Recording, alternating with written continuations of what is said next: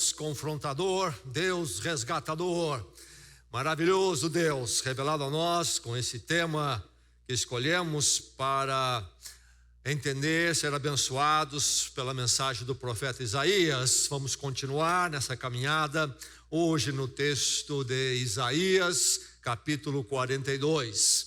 Isaías 42, do verso 1 ao verso 9, está o nosso foco.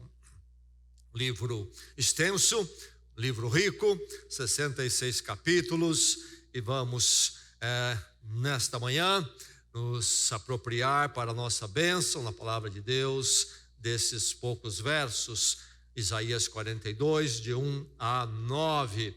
E antes vamos mais uma vez lembrar um verso-chave deste livro, Isaías 55, 6. Vamos dizer o verso juntos, vamos ministrar ao nosso coração e um ao outro. Então, juntos, busquem o Senhor enquanto é possível achá-lo.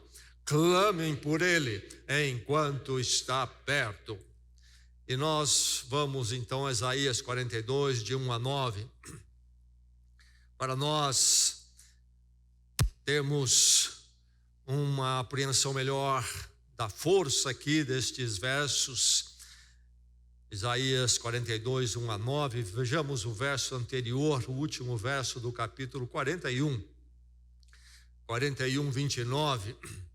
O profeta, depois de apontar a nulidade dos ídolos e das pessoas que os constroem, através de todo o capítulo, ele traz a condenação, então, dessa busca por ídolos, lembrando que o povo de Israel está no cativeiro aqui na Babilônia, na visão de Isaías, e uma terra de muitos ídolos, um paganismo grande. E o que ele diz no verso 29 do capítulo 41 é o seguinte: veja, são todos falsos, seus feitos são nulos, suas imagens fundidas não passam de um sopro e de uma nulidade. Não passam de um sopro e uma nulidade. Veja, são todos falsos. E agora, palavra de Deus, então, em 42, de 1 a 9, e a sua mente e o seu coração estejam abertos para receber a palavra do Senhor nesta manhã. Ouçamos a palavra. Eis o meu servo, a quem sustento, o meu escolhido, em quem tenho prazer. Porei nele o meu espírito, e ele trará justiça às nações.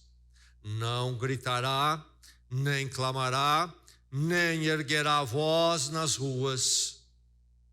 Não quebrará o caniço rachado, e não apagará o pavio fumegante.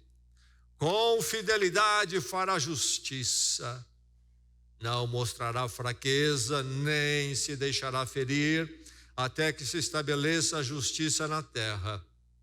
Em sua lei as ilhas porão a sua esperança. É o que diz Deus, o Senhor, aquele que criou o céu e o estendeu, que espalhou a terra e tudo o que dela procede, que dá fôlego aos seus moradores e vida aos que andam nela. Eu, o Senhor, o chamei para a justiça, segurarei firme a sua mão, eu o guardarei e farei de você um mediador para o povo e uma luz para os gentios, para abrir os olhos aos cegos, para libertar da prisão os cativos e para livrar do calabouço os que habitam na escuridão. Eu sou o Senhor, este é o meu nome, não darei a outro a minha glória, nem a imagens o meu louvor. Vejam, as profecias antigas aconteceram e as novas eu anuncio antes de surgirem, eu as declaro a vocês. O verso 1 diz: eis o meu servo, a quem sustento, o meu escolhido, em quem tenho prazer. Porei nele o meu espírito, e ele trará a justiça às nações. E o verso 8, o verso 6, a partir da metade ali diz: eu o guardarei e farei de você um mediador para o povo, é uma luz para os gentios. E o verso 9 diz: vejam, as profecias antigas aconteceram, e novas eu anuncio, antes de surgirem, eu as declaro a vocês. Acabamos de ouvir a palavra do Senhor.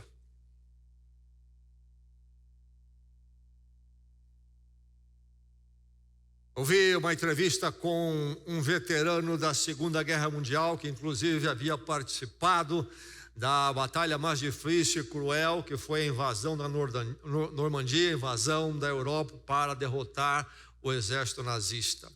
Guerra tremenda, quantos não pereceram nela? E então, décadas depois da guerra terminada, esse veterano que na juventude havia sido um dos soldados que lá lutou e viu toda aquela desgraça da guerra, nessa entrevista que eu vi, ele já um senhor agora na terceira idade, disse, fazendo um retrospecto, uma reflexão sobre a sua experiência, ele disse na entrevista: eu voltei da guerra convicto que não haveria mais guerra, que nós havíamos consertado o mundo, seria a última guerra. Nações se agruparam, se acertaram, derrotaram um mal grande que havia se levantado no mundo, e agora agrupados e com bom relacionamento, então estava formada uma nova ordem maravilhosa no mundo. E ele mesmo também já concluiu, observou aquilo que eu e você nesse momento já estamos pensando. Que ilusão foi a dele, de achar que o ser humano, no seu esforço, haveria de trazer uma nova ordem de paz e duradoura para o mundo. Nós vivemos num mundo assim, não é? Ficamos na expectativa de uma realização, de uma consumação, e isto não acontece. A verdade é que isso não é novo. Acontecia nos dias de Isaías. Isaías profetiza de 740 a 700 antes de Cristo. Durante esses 40 anos, ele habitou, falou, ministrou dentro do reino do sul de Israel, em Jerusalém, viu ali passarem 4 reis. Mas também ele viveu nos dias do grande império da Assíria, e durante o seu tempo ele viu 4 imperadores da Assíria subirem e descerem, e ver todos os movimentos ali das nações, e como os assírios oprimiram o seu povo, profetizou consolo, direção para eles. Mas também, de forma visionária, como profeta, ele viu muito mais à frente, viu o surgir do império da Babilônia, e como a Babilônia viria de derrotar Israel, arrasar a terra e levar cativo a grande parte da população do povo de Deus, de Israel, para a Babilônia. E ele vê e vive isso de forma visionária, mas também ele ministra a eles o consolo e a esperança de que Deus faria algo diferente no futuro. Mas enfim, Isaías viveu aquilo que eu e você vivemos. Subir e descer dos poderes humanos, partidos políticos e até de nações e impérios. Vêm, vão, passam. E pensamos muitas vezes, nos iludimos, agora está resolvida uma resolução. Pensamos isso em política nacional, mas que ilusão a nossa, não é? Pensarmos que chegou a esta resolução final. Mas na nossa própria vida nós vemos as conturbações e as fases, e muitas vezes temos a expectativa de que em nós mesmos, a nossa história, chegou um momento que agora tudo está estável para sempre, em ordem, até que nós somos surpreendidos pela verdade que não está. Somos como aquele veterano que volta da Segunda Guerra Mundial e diz: acabaram as guerras, resolvemos o problema do mundo. Nós temos essa expectativa, esse pensamento. Vivemos então entregues ao quê? À frustração, à corrupção do mundo, até em nós mesmos, à corrupção nos sistemas humanos, à fugacidade, à fragilidade dos projetos humanos, nossos também, e ficamos nessa expectativa de consumação e sempre atravessando a frustração e a incerteza, e vivemos com este drama. Mas é interessante a caminhada do profeta Isaías neste livro.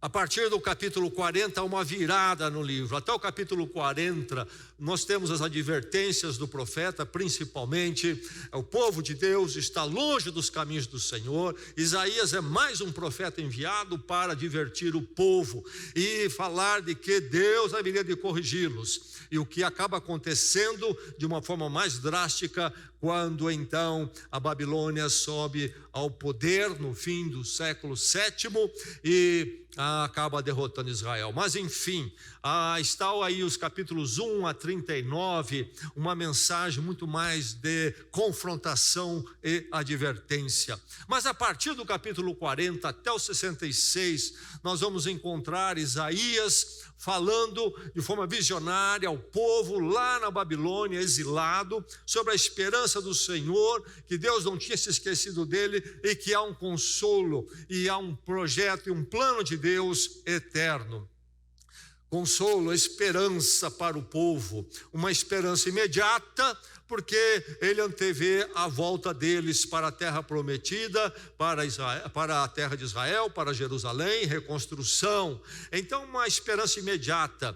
Mas, quando nós lemos o que ele diz nesses capítulos, nós vemos que ele fala de um cumprimento muito maior do que aquilo que nós sabemos que aconteceu quando o povo de Israel voltou. Então, aqui nesses capítulos, ele coloca uma esperança imediata e uma também escatológica. Isto é o grande propósito para onde Deus leva a história e a sua história da redenção, e então a história daqueles que estão em Cristo nessa história da redenção.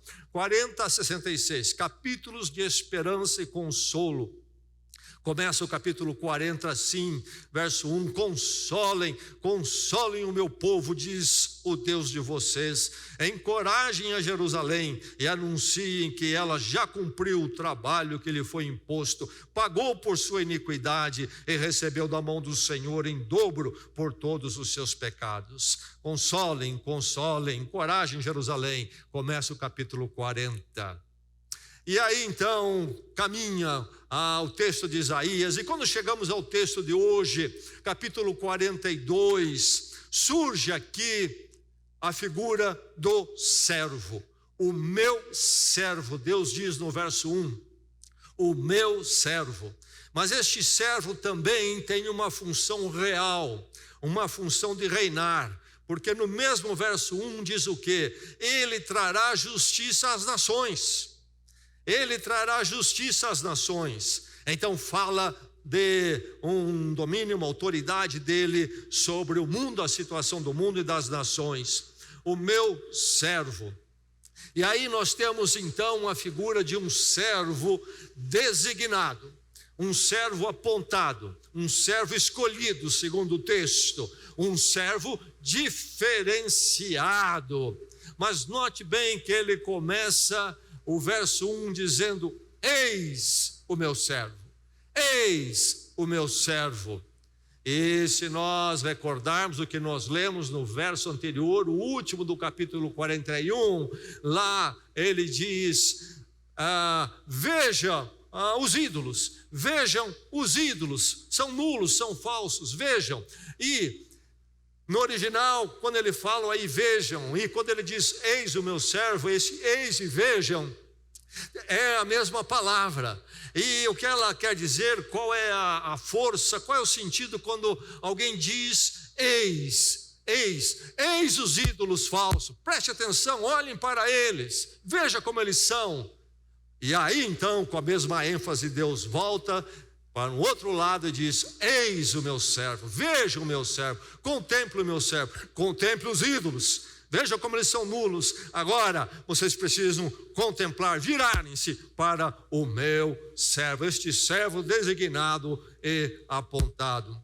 A palavra de Deus então diz a você, o seu coração nesta manhã: volte-se para o servo designado por Deus na história, designado segundo o plano dele.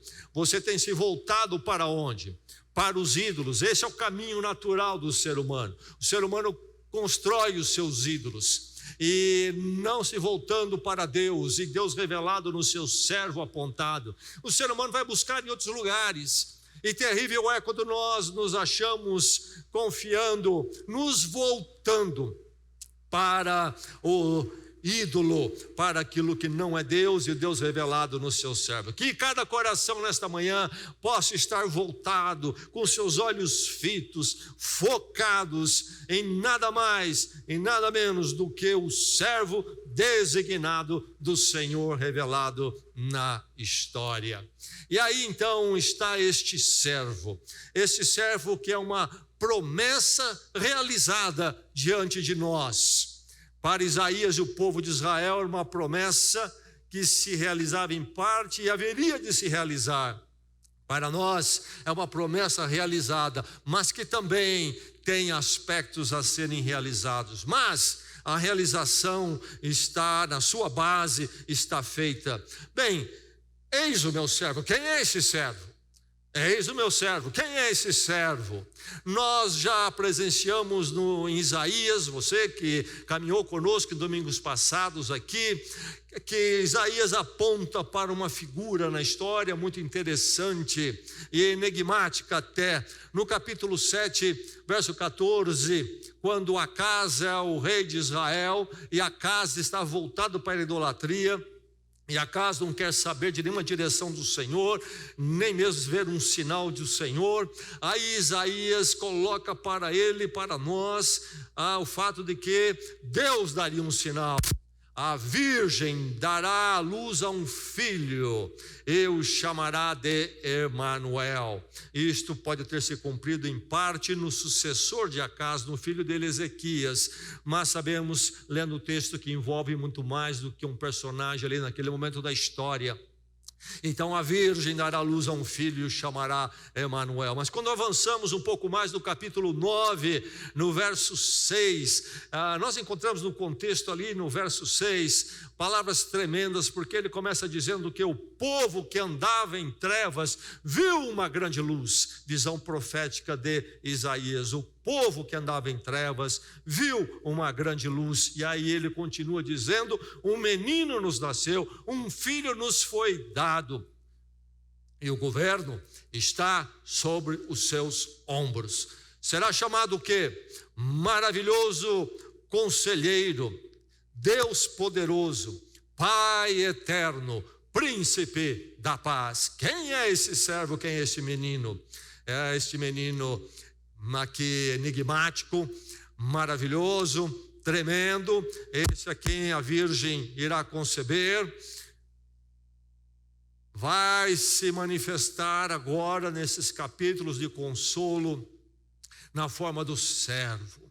E nós encontramos, os estudiosos apontam com muita clareza que nós encontramos nesses capítulos de 40 a 66, 4 oráculos sobre o servo, 4 cânticos, canções, como alguns chamam, sobre o servo. Temos esta aqui no capítulo 42, que nós lemos de 1 a 9. Particularmente 1 a 4, nós temos também no capítulo 42, 1 a 4, capítulo 49, de 1 a 6, e depois capítulo 50, nós temos outro cântico do servo, e também no capítulo 52. 4 canções de Isaías falando deste servo. Quem é o servo? A expressão o meu servo aparece na palavra de Deus aplicado a diversas pessoas, aplicado a Abraão, a Moisés, a Josué. O meu servo, alguém que está servindo a Deus numa dada missão. Também é aplicado às vezes a Israel. Encontramos isso no livro de Isaías, capítulo 41, por exemplo, Israel, o meu servo. E vamos encontrar aqui mais à frente. Seria então este servo um desses que a Bíblia cita. Também é chamado de meu servo Ciro. Quem é Ciro? Ciro é este líder que surge lá na Pérsia e nos Medos, forma um império medo-persa que vai derrotar a Babilônia, que havia derrotado Israel e feito o povo cativo e levado para o exílio. E Ciro, este pagão, diz: Deus é meu servo para libertar meu povo, porque ele, ao derrotar a Babilônia, o que ele faz? Ele tem uma política nova de permitir que os povos retornem à sua terra, e a promessa de Deus se cumpre, o povo volta. E Ciro, inclusive, ajuda na reconstrução de Israel financeiramente. Ele, o novo imperador, o grande império novo agora, Medo-Persa. Então Ciro, de uma forma, a Bíblia chama como servo de Deus, alguém que está cumprindo aquilo que Deus tem planejado, ainda que ele seja alguém dedicado a toda forma de idolatria. Mas quem seria então este servo? Quando nós olhamos na palavra de Deus e vemos quem é este servo, ainda que há esses diversos servos, há o servo diferenciado, designado, que não é como outro servo que aparece na palavra de Deus. Nós vemos que começa Isaías a apontar mais e mais para Jesus Cristo. A virgem conceberá e dará à luz a um menino. O povo que andava em trevas viu uma grande luz. Um menino nasceu. Seria Israel o servo, porque Israel é chamado de servo do Senhor como povo no seu todo. A verdade é que Israel falhou como servo de Deus. Está no exílio, já na visão de Isaías futura, está no exílio por causa do seu fracasso. Não cumpriu aquilo que Deus tinha para eles como povo, no seu chamado e na sua formação. E mais, quando Deus os restaura a terra prometida, Deus não restaura a monarquia. Lembrando que o profeta Natã já havia dito a Davi, o grande rei, por volta de 300 anos antes de Isaías, em 2 Samuel, capítulo 7, verso 13, Deus diz através de Natã que o reino da sucessão de Davi não teria fim. Mas nós temos uma interrupção aqui da monarquia, ela não é reconstituída, o povo volta à terra, mas sem rei. Mas Deus tem agora uma forma de cumprir o que ele disse, estabeleceu diante do fracasso do seu povo. E vai se realizar através de um rei, de um servo, alguém que trará justiça sobre as nações, mas é o servo de Deus. Israel falhou. E o que acontece é que mais e mais o próprio povo de Israel começa a entender a figura do Messias. E no Israel que volta do exílio sem um rei, as mensagens proféticas começam a iluminar as suas mentes e eles começam a aguardar a vinda do Messias, ainda que com equívocos, porque eles pensavam muito mais num Messias que viria para um governo político deste mundo. Mas há essa esperança de que esta pessoa viria.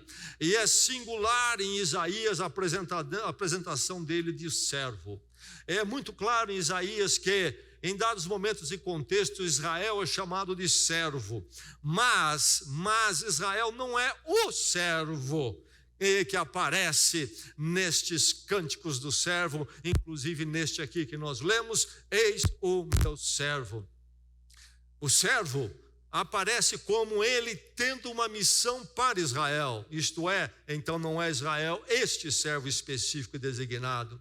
Há um foco nesses cânticos do servo, um foco no sofrimento dele. É um servo sofredor e que morre pelos pecados dos outros, especialmente Isaías 53, naquele cântico do servo. Ali está o servo que morre pelos pecados dos outros. E mais, a vitória e recompensa final da obra deste servo virá somente após a morte dele. A vitória e a recompensa final virá somente após a morte dele. Então esse servo que é singular em Isaías não é Israel, mas este que vai surgindo. Aliás, aqui no verso 6 diz que ele é o mediador para o povo. Para o povo, não somente de Israel, para outros povos, mas também para Israel. Então Israel não é o mediador e sim recebe o benefício do mediador. Ele será um mediador para o povo, diz o verso 6. Então encontramos no capítulo 40, 66, a figura do servo, mas personificado.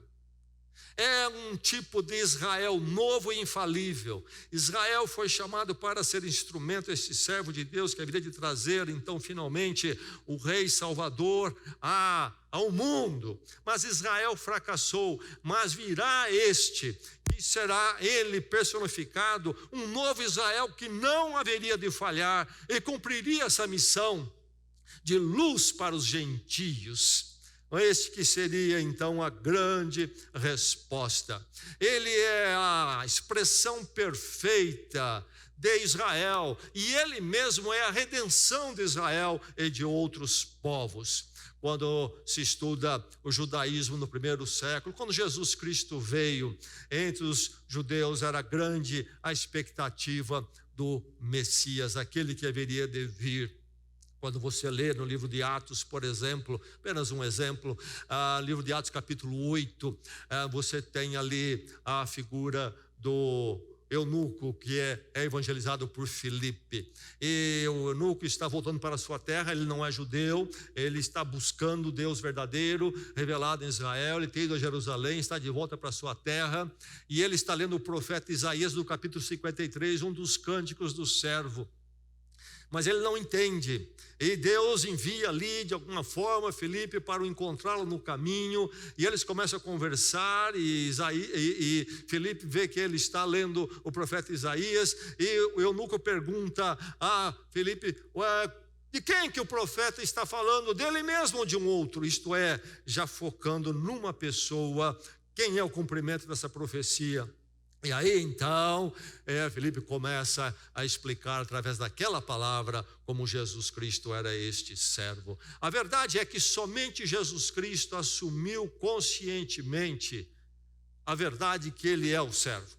Os outros chamados de servos por Deus, da palavra de Deus, nenhum deles assumiu isto. Somente Jesus Cristo assumiu conscientemente ser o servo. Em Mateus capítulo 12, começando com o verso 18, o que nós temos ali? Mateus cita exatamente esses versos de 1 a 4, dizendo que isso se cumpria em Jesus Cristo. Este texto aqui de Isaías 42, 1 a 4, em Mateus 12, diz que Jesus Cristo é o cumprimento. Quando ali ele atua entre os sofredores, cura enfermos, Mateus vai dizer que então Isaías 42, 1 a 4 se cumpre em Cristo. Mas é interessante olhar também Mateus capítulo 3, onde é narrado o batismo de Jesus Cristo, e algumas coisas interessantes acontecem ali no batismo de Jesus. Diz que o Espírito Santo desce sobre ele na forma de uma pomba. Não diz que é uma pomba, na forma de uma pomba. Foi algo que entenderam, que ilustrava como metáfora o que viram. Desceu o Espírito Santo sobre ele. E mais, uma voz do céu falou, a voz do Pai, dizendo: eis o meu filho amado, em quem me agrado. Eis o meu filho amado, em quem eu agrado. Temos ali a manifestação da Trindade, a voz de Deus Pai, a manifestação e ação de Deus Espírito Santo, e a presença e a escolha e o apontamento, a designação de Deus o Filho Jesus Cristo. E as duas colocações, o Espírito descendo e meu filho em quem me agrado. O que nós lemos aqui nesses versos? Nós lemos que no verso 1, que o poder do Espírito estaria sobre este servo. Desceu como uma pomba o Espírito Santo. Mas também é dito aqui no verso 1, Deus falando sobre este servo: tenho prazer. O que nós encontramos no batismo de Jesus, Deus dizendo: eis o meu filho em quem me agrado. Enfim, Jesus Cristo é o servo prometido. Na sua caminhada neste mundo, como a mensagem da palavra de Deus foi para o povo de Israel lá tanto tempo antes, também na sua caminhada, preste atenção, meu irmão, minha irmã, no servo designado, essa promessa realizada que nós recebemos na forma do Evangelho. É preciso que nós nos aprofundemos na palavra de Deus e entendamos que a nossa fé não é apenas mais uma especulação mística, espiritualista, sentimentalista, como muitas outras por aí, e infelizmente a fé cristã está sendo apresentada e vivida desta forma, um Jesus sem nenhum embasamento no projeto, no plano de Deus histórico, e um povo que fala de Jesus e desconhece a grandeza do servo e como ele é embasado na história profética. Sim, dá um pouco mais de trabalho para nós, é preciso esticar a nossa mente e reflexão, mas somente aí é que nós vamos estar bem embasados diante das nossas questões, nossas perturbações, até no mundo onde tudo sobe e desce, e na nossa vida também. Onde está a resposta? Será que é uma resolução? Sim, tem. Eis o meu servo. Olhe, volte-se para o servo designado. Este servo é então que a promessa realizada, e que viria, segundo esta palavra, para um domínio universal, não para um domínio só de Israel, do povo de Israel, um rei para Israel apenas, como os outros foram na linhagem e fracassaram. Não, um domínio universal. Em sua lei, diz o verso 4, as ilhas porão a sua esperança. Em sua lei, as ilhas porão a sua esperança. E diz o verso 5, Deus o Senhor, aquele que criou o céu e o estendeu, que espalhou a terra e tudo o que nela procede, que dá fôlego aos seus moradores e vida. Ilhas. O que quer dizer essa expressão ilhas?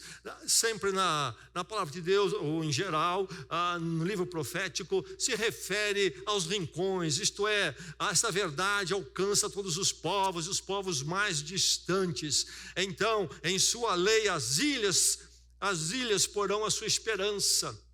Uma obra em que neste servo a esperança viria para todos os povos e nações. E mais, nós encontramos aqui o Deus, o Senhor, aquele que criou os céus e a terra, que dá fôlego aos seus moradores e vida. Uma visão de um Deus que não é um Deus tribal de Israel, mas um Deus que está preocupado nesta obra com o seu servo, envolvendo toda a humanidade que ele criou.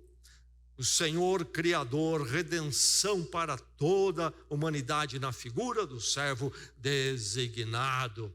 Este domínio universal que acontece então neste servo, Jesus Cristo. Interessante a conversa de Jesus com Pilatos quando estava preso. E no Evangelho de João, capítulo 18, há uma interação muito reveladora entre Pilatos e Jesus. E Pilatos pergunta a Jesus, você é o rei dos judeus? Veja aí, até Pilatos, também informado e pensando nas categorias judaicas de um rei que viria, o servo que viria. O que Jesus responde a Pilatos? Meu reino não é deste mundo. Se fosse, os meus servos lutariam por ele. Iam guerrear fisicamente, belicamente. Meu reino não é deste mundo.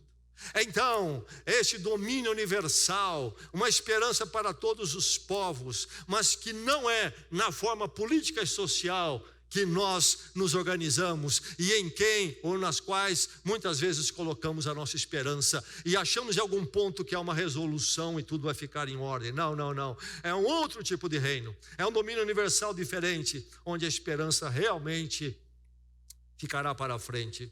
É um reino espiritual, isto é, um reino que conquista o coração humano, não sistemas políticos e financeiros, ideológicos. É espiritual, mas também é eterno. Basta ler o texto aqui para não falar de outros, e isso fica muito claro. Não é como os reinos deste mundo, é um reino final, definitivo e eterno. E mais, ele se cumpre já. Foi visto em parte pelos israelitas que voltaram à terra prometida. Tem sido visto ainda muito mais por nós, de forma muito mais avançada na vida de Jesus Cristo, e vendo como ele está construindo este reino, conquistando, convertendo corações que se manifestam particularmente através da sua igreja no mundo. Mas além desse cumprimento já, que é um cumprimento parcial, ao cumprimento vindouro, quando então todo esse reino será estabelecido. Mas aqui está a visão de que este servo para o qual você deve olhar, tem um domínio universal.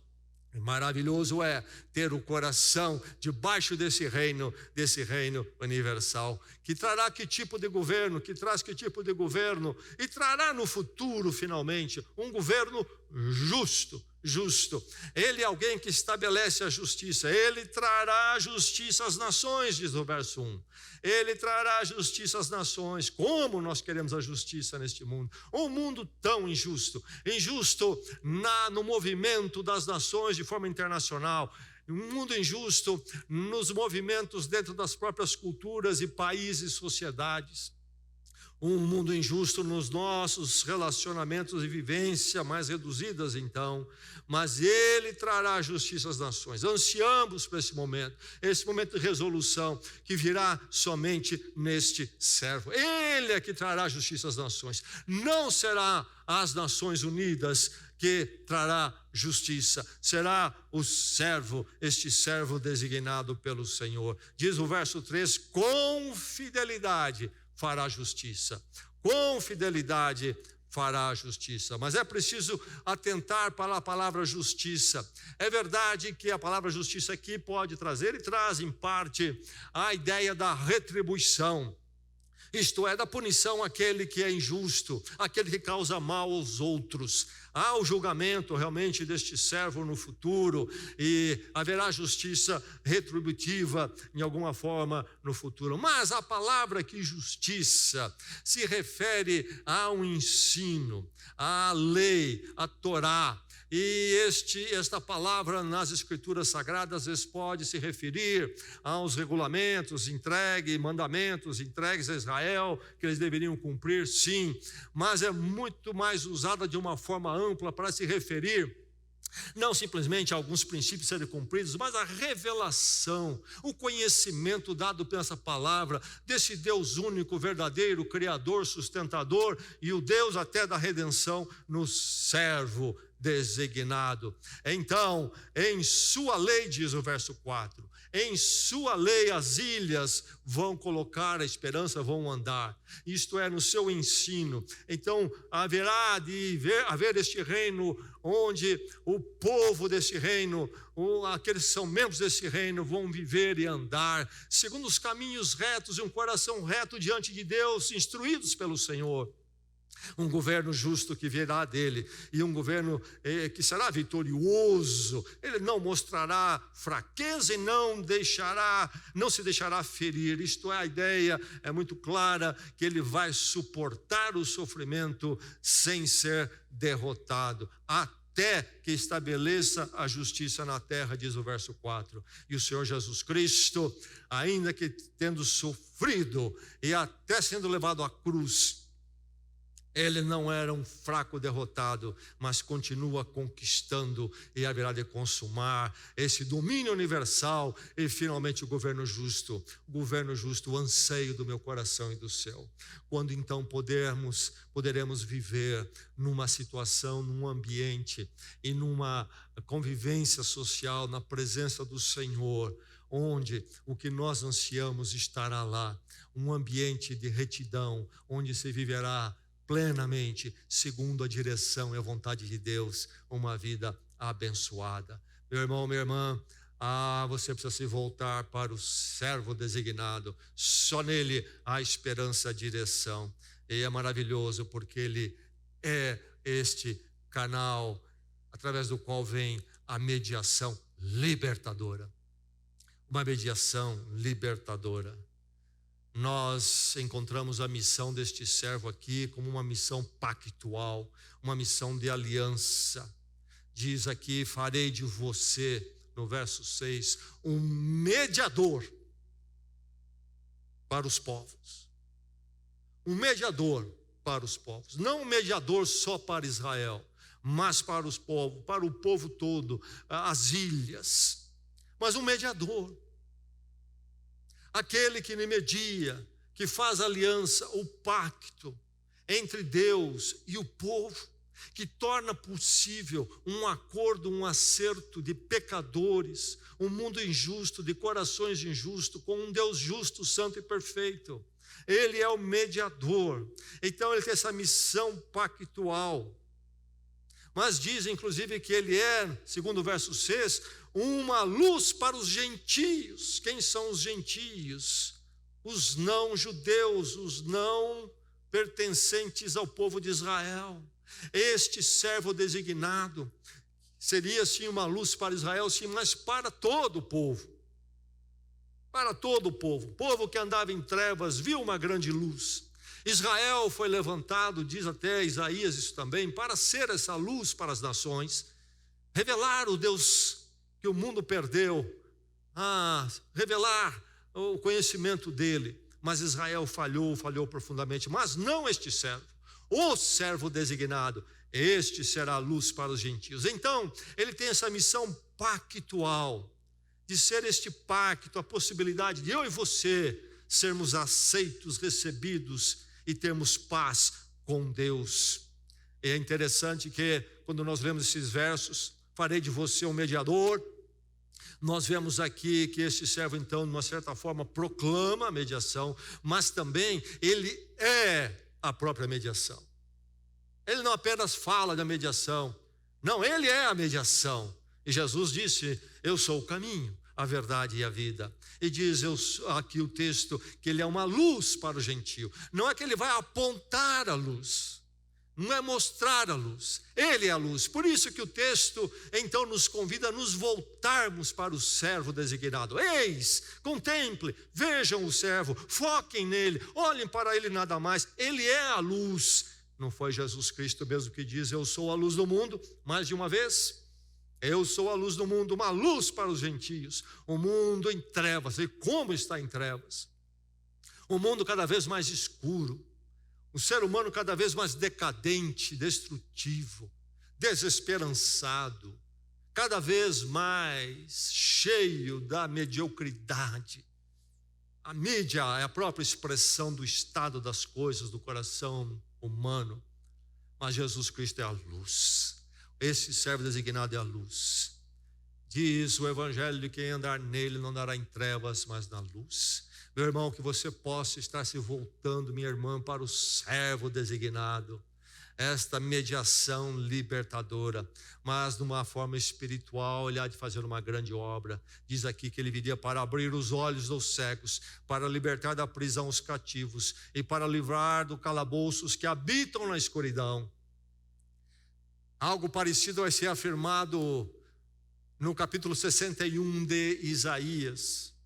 E nós lemos no Evangelho de Lucas, logo no princípio do seu ministério, Jesus Cristo está numa sinagoga, aliás, da cidade onde ele cresceu, Nazaré, e ele é convidado a ler o texto da palavra de Deus e falar, e ele lê o texto do capítulo 61 de Isaías, e onde diz algo parecido da sua missão, abrir olhos aos cegos, libertar da prisão os cativos. E Jesus disse, isso se cumpre em mim, isso se cumpre em mim.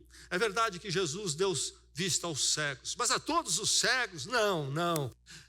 O Evangelho de João chama essas obras de Jesus Cristo de sinal. E no Evangelho de João nós temos a narrativa de Jesus dando vista a cegos. Sinal. Não que ele viria para eliminar a cegueira de todo mundo, mas essas obras dele de libertar da cegueira física algumas pessoas era uma metáfora, era um sinal da grande libertação da cegueira espiritual do ser humano que não enxerga a verdade de Deus. Esta obra espiritual na mediação libertadora. E como ele liberta cativos do reino das trevas, cativos do pecado, da vida longe de Deus, a vida vazia, medíocre, cheia de caminhos errados, cheia de más intenções, nas estruturas sociais, na política, nos governos, na nossa própria vida e até no ambiente profissional onde vivemos e inclusive também nas famílias. Mas ele pode libertar os cativos dessas garras malignas, deste mundo que não pode encontrar resolução nos seus próprios esforços. Volte-se para o servo designado. a mediação libertadora, essa missão pactual nele, esta obra espiritual e essa conquista misericordiosa. Não gritará, nem clamará, nem erguerá a sua voz nas ruas. Não quebrará o caniço rachado e não apagará o pavio fumegante. Uma conquista misericordiosa. Você é o rei dos judeus? Perguntou Pilatos. João 18. Jesus disse: meu reino não é deste mundo. Você é o rei dos judeus. Herodes já havia tremido na base. Herodes era o rei aquele rei que meio autoconstituído, que era aprovado pelos romanos como um rei regional. Isto é, um rei que não reinava muito, tinha certa liberdade, mas estava totalmente subalterno ao Império Romano. Herodes, quando recebe os sábios do Oriente em Jerusalém, que chegam perguntando pelo rei dos judeus, porque nós vimos a sua estrela, diz que Herodes ficou perturbado. Pronto, agora vem alguém aí para me derrubar do meu trono.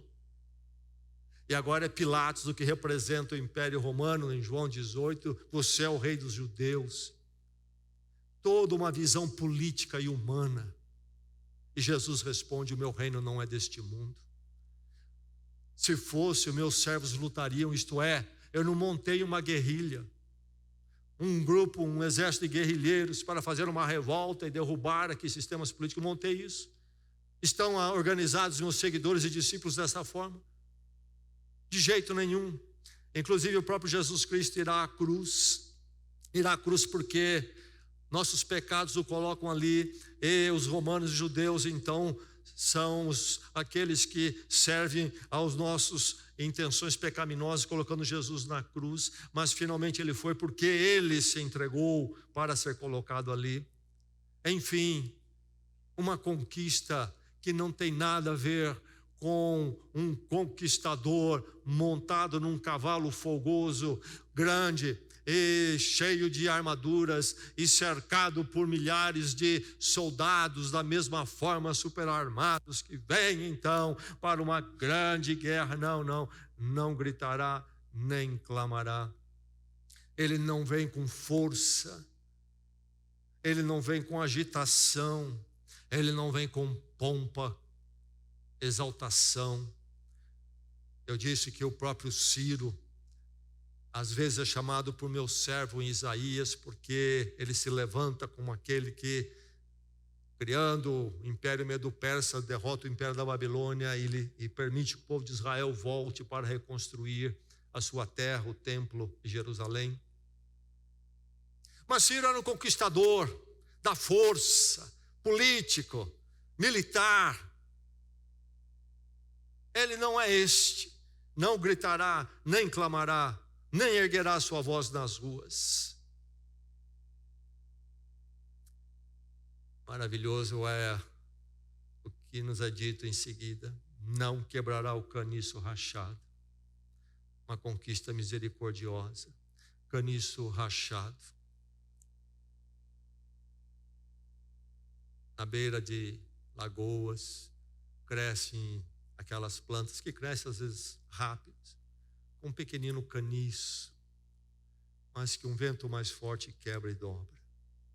Frágil, frágil. E aqui então diz, e lá em Mateus, capítulo 12, vai ser dito que isso se aplica a Jesus, esse texto. Não quebrará o caniço rachado. Que é o caniço rachado? Danificado, ferido. O caniço rachado, meu irmão, minha irmã, é eu e você. Danificados, feridos pelo maligno, pelo mundo que jaz no maligno. Mas ele não veio para acabar de quebrar o caniço. Ele diz mais: não apagará o pavio fumegante. Talvez a maior parte de nós não tenha ideia do que é isto. Eu cheguei a ver muito lamparina. Na minha infância, indo a sítios, e chegando à noite não havia luz elétrica, se colocava lamparinas pela casa. Mas você deve ter visto coisa semelhante quando vê uma vela acesa. Eu acho que só sobrou vela para nós crentes no bolo de aniversário. O que acontece é quando falta ali recursos para o fogo continuar queimando naquele pavio, na lamparina, na vela, sobra uma pequenina brasa. O fogo se foi e a fumacinha sobe até que aquilo se torna preto, sem fogo, sem calor, sem luz. Não apagará o pavio fumegante. Nós vivemos o drama de apagar velas em aniversário, não é mesmo? E termina o pique-pique, etc. E aí então assoprou a vela, cuspiu no bolo, e agora o que fazer com aquela fumacinha mal cheirosa? E logo vem alguém para apagar aquilo. Acaba de uma vez com esse negócio aí. Liquida isso. Uns mais experientes dão uma cuspida no dedo, que também gospe no bolo, e aí aperta. Outros menos experientes, porque viu alguém fazer, não prestou atenção, tinha que cuspir antes, vai, põe o dedão e queima ali. Mas enfim, nós simplesmente olhando aquilo, apagando e vamos, liquida. Ele não apagará o pavio fumegante. O que é um pavio fumegante? Exausto, esgotado. Essa conquista misericordiosa que se volta para nós, não para acabar de rachar nós uns caniços tão frágeis, e nem para liquidar-nos, nós que somos pavios fumegantes, exaustos, esgotados, mas ele vem para nos conquistar, nos reerguer. O modo dele de conquistar é como então? Eterno, muito terno, afetuoso, restaurador, gracioso, misericordioso. Não gritará, nem clamará, nem erguerá a voz nas ruas, não quebrará o caniço rachado, e não apagará o pavio fumegante. Louvado seja Deus por este servo que nos busca nas nossas situações, na nossa condição interior, tão quebrada, tão exausta, debaixo da nossa culpa, pecado, fracassos, debaixo de um mundo sofredor, incerto, maligno. Mas ele vem para nos levar para o seu reino e novamente endireitar-nos como um caniço, firme e forte, e para avivar a chama que está se apagando em nós. Quando eu penso nisso, sempre lembro da minha história na primeira série. Nós tínhamos um momento do desenho entre as aulas, as sessões de aula, e todos nós tínhamos que comprar um caderno de desenho. Tínhamos o caderno de caligrafia, de escrita, que tinha linhas. O caderno de desenho era diferente, folhas em branco, totalmente branco. Não havia nada de referência ali na página. Eu me lembro, um dia nós tínhamos que fazer uma tentativa de algum desenho. E nós ali, crianças entre 6 e 7 anos de idade naquela classe. Chega um momento que eu escuto um chorinho. É um colega, 2, 3 carteiras à frente chorando. E a professora se aproxima para ele e pergunta por que ele está chorando. Ele está chorando porque ele, como eu, não tinha nenhuma habilidade para desenhar. Ele tinha feito uma bagunça naquela página. Eu me lembro da professora colocando a mão na cabeça dele, acariciando. E ela virou a página E surgiu a segunda folha totalmente em branco e disse para ele: você pode começar de novo. Volte-se para o servo designado. Não se volte para os ídolos do mundo, porque eles vão continuar arrebentando o caniço, ele cuidando do pavio fumegante. Volte-se para o servo desta obra maravilhosa do Senhor. Vamos orar.